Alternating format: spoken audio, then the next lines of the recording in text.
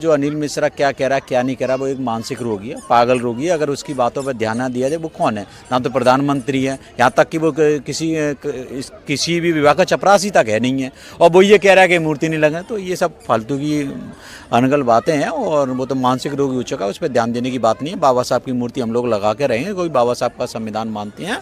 Gwalior high court के वकील राय सिंह बौद्ध जी भी है सर। कैसे लगाएंगे बाबा साहब की प्रतिमा? हम नहीं लगाने देंगे। देखो, सबसे पहले तो पूरे भारतवर्ष को गणतंत्र दिवस की शुभकामनाएं। और मेरे लिए आज जीवन का सबसे बड़ा सौभाग्य है, पहली बार मैं यहाँ नागपुर दीक्षा भूमि आ रहा हूँ, और बाबा साहब की यहाँ दीक्षा भूमि है। तो आज मेरे लिए बहुत हर्ष का विषय और ऐतिहासिक दिन है। और दूसरी बात, जो अनिल मिश्रा क्या कह रहा है क्या नहीं कह रहा, वो एक मानसिक रोगी है, पागल रोगी है। अगर उसकी बातों पर ध्यान ना दिया जाए, वो कौन है? ना तो प्रधानमंत्री है, यहाँ तक कि वो किसी भी विभाग का चपरासी तक है नहीं है, और वो ये कह रहा है कि मूर्ति नहीं लगे। तो ये सब फालतू की अनगल बातें हैं, और वो तो मानसिक रोगी हो चुका है, उस पर ध्यान देने की बात नहीं है। बाबा साहब की मूर्ति हम लोग लगा के रहेंगे, कोई बाबा साहब का संविधान मानते हैं, और संविधान के दायरे में रहकर हम लोग मूर्ति लगाएंगे। हमें भरोसा है, अगर नहीं होगी तो फिर देखेंगे, चाहे क्रांति से लगे या कलम से लगे, मूर्ति तो लगती रहेगी। और दूसरी बात की जो यात्रा है, जिसने हमारे आदरणीय अस्थि जी ने भी कहा, और साथ में दामोदर जी भी आए हमारे आदरणीय, तो तमाम जो हमारे आदर्श नेता हैं, बड़े भाई हैं चंद्रशेखर आज़ाद जी ने ये लगातार, जैसे ग्वालियर हाईकोर्ट में ये मूर्ति का मुद्दा गरमाया, और जब हमने संघर्ष किया तो समय भीम आर्मी ने इसको मुद्दा उठाया।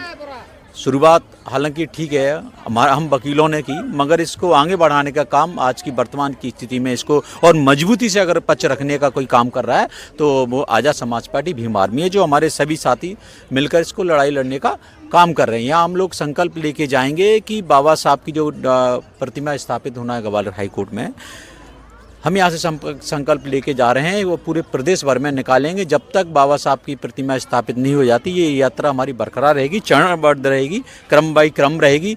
अभी 3 दिन का हमारा प्रोग्राम है, उसके बाद हम लोग सभी बैठ के तय करेंगे कि आगे की यात्रा निर्णय, हमारी रणनीति क्या रहेगी, तो उस पर हम लोग काम करने का काम करेंगे। देखिए, इसमें बता दूँ मैं कि जब ये सब चीज़ें हो रही थी, तो हमारे भीम आर्मी के प्रदेश अध्यक्ष बेरेसिया जी, इनका बहुत बड़ा योगदान है। उन्होंने जिस प्रकार से भाई हमने जूता फेंक आंदोलन की शुरुआत करी, तो उन्होंने समर्थन किया। फिर उन्होंने उसके पहले जो लठ भाई ग्वालियर के वकील का लठ पे नाम लिख के गए थे, ये बड़ा एक अपना में क्रांतिकारी है। फिर उन्होंने एक सांकेतिक उस पे कुत्ते पर वो उसका नाम लिख के, जो वो जातिवादी वकील है, उसको भी घुमाया। तो कहीं ना कहीं बहुत अच्छा प्रयास है, और पूरे मध्य प्रदेश के हमारे एक कार्यकर्ताओं का एक सार्थक प्रयास है कि ये लड़ाई इस मोड़ तक पहुंच चुकी है। और आज आप तारीख नोट कर ले, 26 जनवरी 2026, ये तारीख इतिहास के पन्नों में दर्ज होगी, और बाबा साहब अम्बेडकर की प्रतिमा ग्वालियर हाईकोर्ट में लगेगी। अनिल मिश्रा का कहना है कि हम राम जी की मूर्ति भी लगाएंगे अगर अम्बेडकर जी की लगाई तो कोई दिक्कत नहीं ना भाई, वो जहाँ चाहे लगाए, हमें उससे कोई आपत्ति नहीं, लेकिन बाबा साहब अम्बेडकर प्रतिमा तो ग्वालियर हाईकोर्ट में हम लगाएंगे।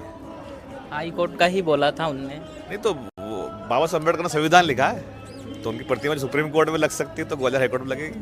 और ऐसा कोई सा नियम नहीं है कि भाई वो चीज़ें हैं, लेकिन हम सभी का सम्मान करते हैं। हमारे जो राष्ट्रीय अध्यक्ष चंद्रशेखर आज़ाद जी ने कहा कि भाई हम सबका सम्मान करते हैं, लेकिन ये आज़ादी भी नहीं है कि कोई हमारे महापुरुष का अपमान करे। तो जो अपमान करेगा, हम उनको जूते की नोक पर रखेंगे, वो चाहे फिर लठ हो चाहे जूता हो।